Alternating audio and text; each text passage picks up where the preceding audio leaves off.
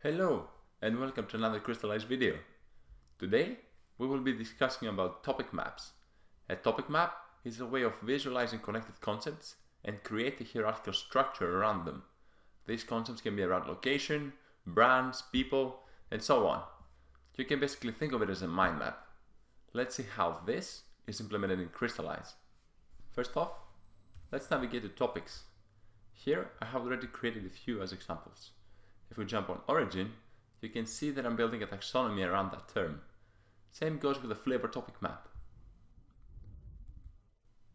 Creating that classification of concepts will allow me later on to query a product based on specified terms the require it satisfies.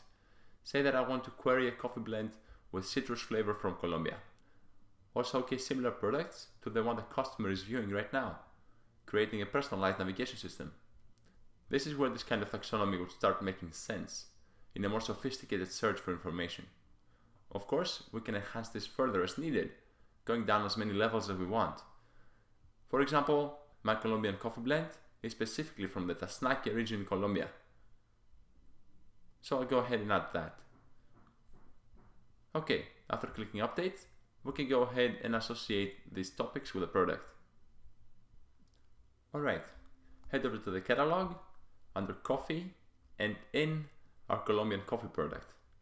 As you can see, I have already tagged it with its coffee type, and now I will add a few more topics that are associated with its origin, the Tasnaki region that we just created for example, and also its flavor, which could be bittersweet chocolatey, and maybe with a tone of, say, blueberry.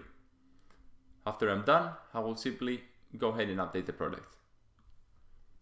For those of you that are familiar with our boilerplates, I will be using that to visualize the information flow that we just created.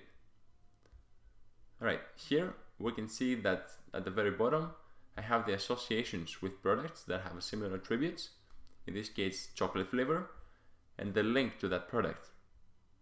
All in all, if the catalog allows us to create the hierarchy around our content via folder-like structure, then topic maps allow us to multidimensionally associate them, enabling them to be efficiently reused across multiple channels. Thank you for checking our video, and see you in the next one.